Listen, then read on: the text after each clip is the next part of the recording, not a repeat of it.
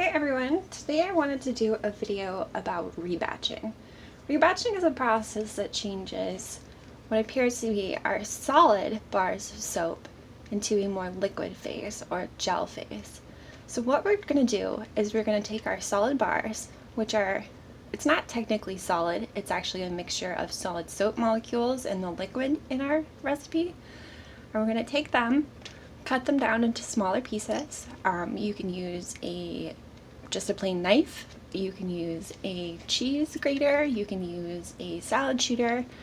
Whatever you want to do, you want to break them down into smaller pieces. The smaller pieces increases the surface area, so if you look at this bar of soap, it's nice and big, but here we have lots of little soap pieces, which increases the soap area and increases the surface area of the soap and makes it a lot easier to melt down. So when you make hot process soap or you make cold process soap and you move from that beginning phase to a gel phase where it turns into more of a translucent color, that's essentially what rebatching is. So what are some of the reasons that you might rebatch? Rebatching might be done because you created a design and you didn't like it. So that's actually why we're rebatching these. I didn't do so well on the soap stamp on these ones, so we're going to redo these ones today. Possibly you forgot an ingredient. One of the most common ingredients that I hear people say, I forgot my fragrance oil. It's one of the last things that's added, and it's a commonly missed additive. I always recommend that you have either like a list and you check off your ingredients, or you put all of your soap stuff right next to each other. That way you don't miss anything. Another reason why you might want to rebatch is because you've got extras. Maybe you plane your soaps, maybe you cut off the ends and you want to rebatch those. Also, another reason, cold process soap makers especially, if you wanted to ensure that an ingredient was added at a lower alkalinity. So maybe you made your cold process soap and you wanted to add olive oil afterwards, and you wanted to ensure that it didn't saponify. So that's considered adding it as a post-cook superfat, and I want to make very clear, just because you add an oil after the saponification process doesn't mean that oil is going to stay like that forever. Even something as simple as water or temperature or anything like that can break down those oils. So you might add cocoa butter, but after 6 months, a year, that cocoa butter may not actually be cocoa butter. So let's go ahead and get started. I'm going to show you guys how I do it in the microwave. Probably takes about 5 minutes total. It's super easy. We won't have some of the common complications associated with rebatching this way, which usually includes it takes forever. Rebatching in a crock pot or a stainless steel pot on the stove can take anywhere between 20 minutes to 2 hours. I mean, it really all depends on the batch size and how much soap you're trying to melt down. This way I also find that I can control the temperature a little bit better. So another common complaint about rebatching is the soap comes out chunky or there's parts that don't melt, and this really helps with that. So all you want to do again, cut your soap down. So this is a bar. I'm just going to show you how I do it. Just take a plain knife. We're not going to include that part today.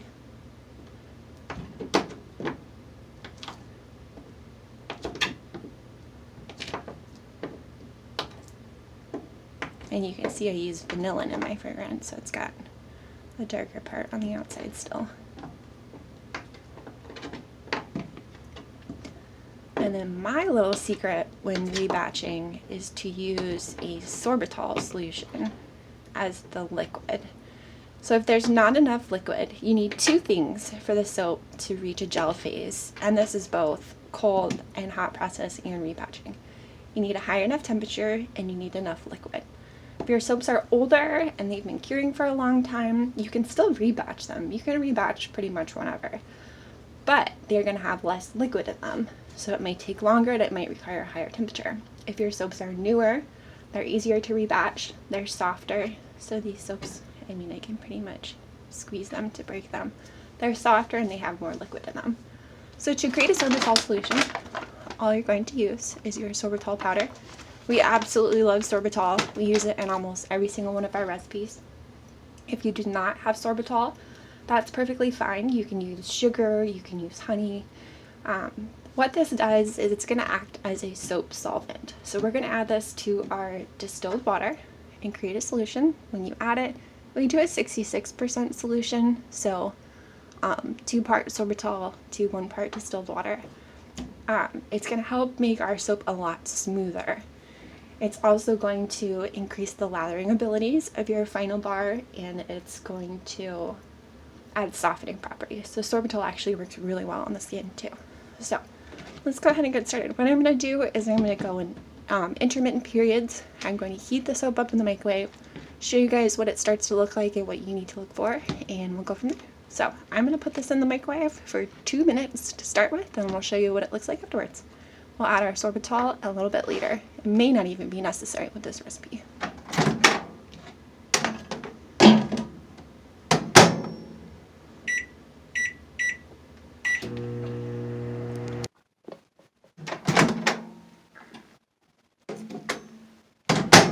So this is our soap after 2 minutes. You can already see it starting to melt down.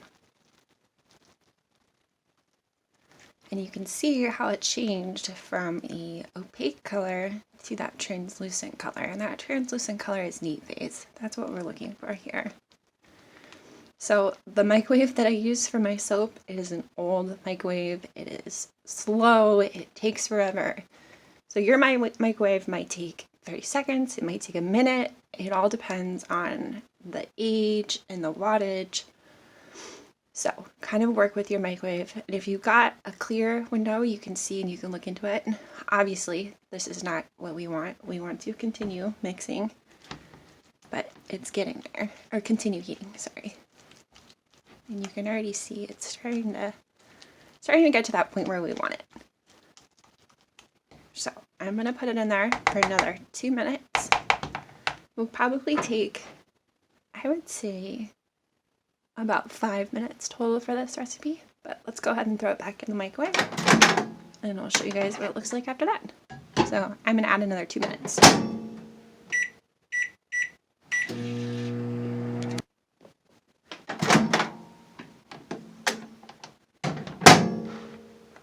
This is after another 2 minutes. You can see how it's really starting to loosen up.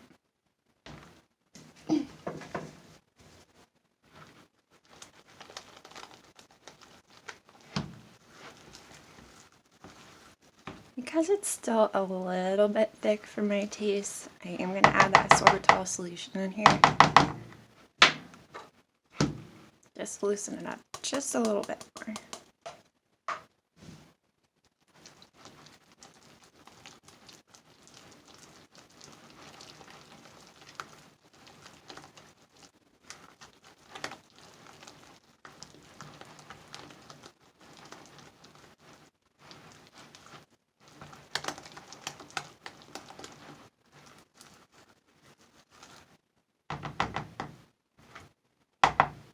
And I'm going to put it in there for another 30 seconds and then we can mold.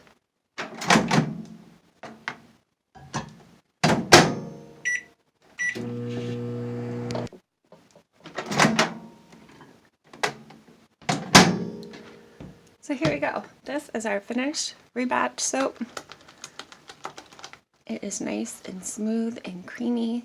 If you forgot an additive, now would be the perfect time to include it. If you wanted to add other ingredients, if you wanted to color your soap, if you wanted to add additional oil or fragrance or whatever you wanted to do, now would be the time.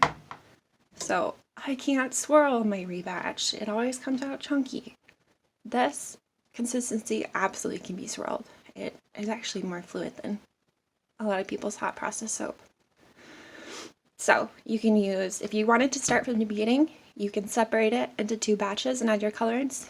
If you've got a lighter color Rebatch, you can add your colorants at this point. It really is totally up to you, kind of figuring out what you want to do with your Rebatch soap. If you want a plain bar like we do, if we want swirls, whatever you want to do, you can customize it.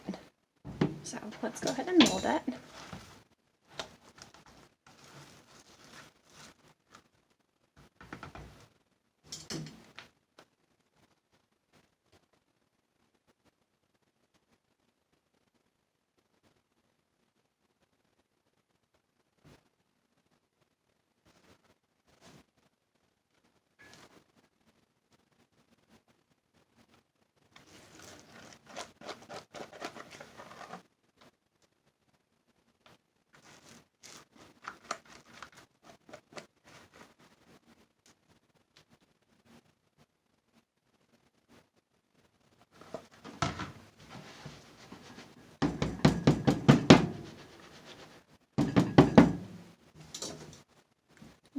texture at the top if you want.